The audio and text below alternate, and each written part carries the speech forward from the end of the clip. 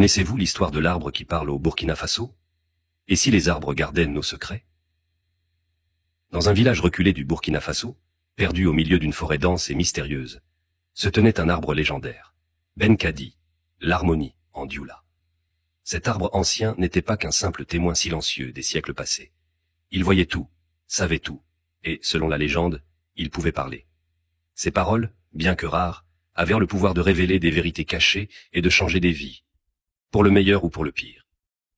Mais Benkadi était un gardien exigeant.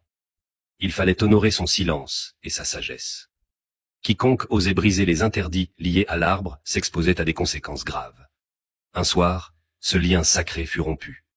Et ce fut le début d'une malédiction qui bouleversa à jamais le destin du village. Kouma, un jeune homme connu pour son audace, voit sa vie basculer le jour où son père mourut subitement. Les anciens du village murmurèrent que c'était une maladie, mais Kouma ne croyait pas un mot. Les circonstances étaient trop étranges, trop précipitées. Un doute s'installa en lui, un doute qui devint une obsession. Dans sa quête désespérée de réponse, Kouma se tourna vers Benkadi. Malgré les avertissements des anciens sur les dangers de défier l'arbre sacré, une nuit sans lune, il s'enfonça dans la forêt.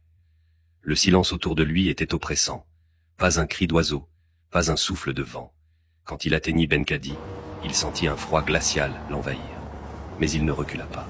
Avec une voix tremblante, il murmura « Benkadi, toi qui sais tout, dis-moi, qui a pris la vie de mon père ?» Un instant, il ne se passa rien. Mais soudain, le tronc de l'arbre sembla vibrer. Une voix grave, aussi vieille que le temps lui-même, répondit « Tu veux la vérité, mais es-tu prêt à porter son poids? Le chemin vers la lumière commence dans les ténèbres. » Kouma avait certes peur, mais déterminé, il insista. Et l'arbre continua. « Ce n'est pas la maladie qui a pris ton père, c'est une trahison. Celui que tu cherches vit encore parmi vous. Il porte un masque d'honneur, mais son cœur est empoisonné. » Ces mots glacèrent le sang de Kouma. De retour au village, Kouma se remémora les paroles de Benkadi. Peu à peu, un visage s'imposa à son esprit. Seydou, son oncle bien-aimé mais aussi très jaloux, avait toujours été proche de son père, et quelque chose dans ses regards furtifs et ses réponses évasives semblait faux. Kouma ne pouvait rester les bras croisés, il convoqua une assemblée au cours de laquelle il accusa Seydou devant tout le village. Mais ses paroles furent accueillies par des rires incrédules et des murmures de colère. Comment un simple jeune homme pouvait-il oser salir le nom d'un homme aussi respecté? Fou de rage, Seydou jura. Ces mensonges ne resteront pas impunis. Si tu crois à ces histoires de sorcellerie, prouve-le. Humilié, Kouma retourna vers Benkadi. Ils ne me croient pas, dit Kouma en posant une main tremblante sur l'arbre. Aide-moi à leur prouver la vérité. La voix de Benkadi résonna cette fois plus sombre. Prendre une branche de moi suffira à ouvrir leurs yeux.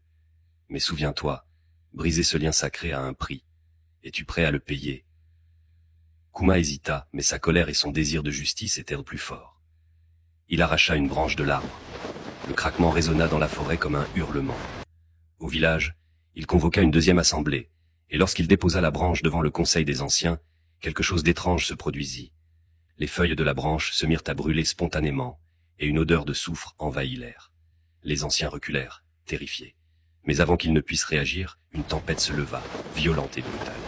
Des rafales de vent arrachèrent les toits, et des éclairs frappèrent le sol avec une force inouïe. Une voix tonna dans le chaos. « Vous avez rompu l'harmonie. Maintenant sentez ma colère. » Paniqué, le village implora Kouma de réparer son erreur. Accompagné des anciens, il retourna dans la forêt pour apaiser Benkadi. Les anciens chantèrent des prières, tandis que Kouma s'agenouilla devant l'arbre, les larmes aux yeux. « Je suis désolé. J'étais aveuglé par ma colère. Pardonne-moi. » Benkadi resta silencieux un long moment. Puis, doucement, ses branches s'agitèrent, comme pour chasser la tempête. Une voix, plus douce cette fois, résonna. L'harmonie a été troublée, mais elle peut encore être restaurée. N'oubliez pas cette leçon. Une vérité dévoilée. Seydou, sous la pression des événements surnaturels, finit par avouer son crime. Le village, bouleversé, bannit l'oncle et érigea un sanctuaire autour de Benkadi. Quant à Kouma, il apprit que la vérité, bien que nécessaire, devait être maniée avec prudence et respect. Et vous, que feriez-vous si vous aviez la chance de parler à un arbre?